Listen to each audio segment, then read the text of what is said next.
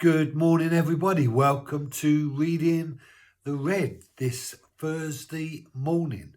Not quite as bright today as it was yesterday, but I think it's going to be a nice day. Matthew chapter 26 and verse 46. Jesus says, "Get up, let's go. Behold, the one who is betraying me is near." Get up.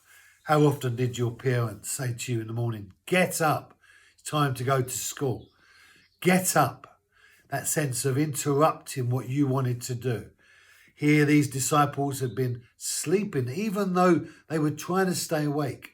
Jesus now calls them, get up. Jesus, having wrestled with God with regards to an alternative way of saving humanity, he comes back resigned to the fact that God's will be done. He says to the disciples, looking at them, he says, get up, get up. It's time to get up. It's time to get on. It's time to go somewhere. It's time to do something. The things that have been neglected, they need to be done now because it's time. Jesus says, get up. Let's go. Get up and let's go. And he says this, behold, and I preached on Sunday, behold, it means see. Behold, see. God wants us to see, to understand. You know, the word behold is the inspiration of your spiritual being, capturing an understanding of the knowledge that you're hearing.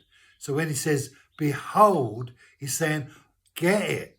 I want you to see it. I want you to understand it. I want you to work it into your life.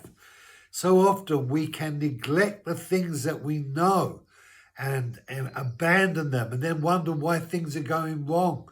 We need to learn to be consistent and persistent. Giving up and half running is not the way of the kids of the kingdom. When we set ourselves towards God, we need to keep going, even when we don't feel like it. And the don't feel like it factor in us is our soul trying to get the better of us. But being there, doing it, getting up, going with God, serving his will, achieving his purposes, that's the persistence that we need in our lives. It's only those who finish well enter into the fullness of everything God has got planned for us. Everyone else falls by the wayside. It's like they've gone on a desert journey and you see them abandoned in the desert. And the child asks, what are they, Dad? And they say, they are people that have tried to get to the end but didn't finish the race. And I've lived 50 years as a Christian and my journey is scattered with people I've seen who have been fallen short in the desert. Brothers and sisters, if we don't want to fall short in the desert, we need to get up and we need to get active. We need to realize, behold, that the one, Jesus says, who is betraying me is near. And there are many betrayers, many enemies, and they're looking to seduce you and to sabotage you, that you might be too a victim in the desert. And the only way you can know for certain that you won't become a victim is if you get up and keep going and don't go astray. Thank you for joining me. Be blessed. Have a great day and I'll see you tomorrow.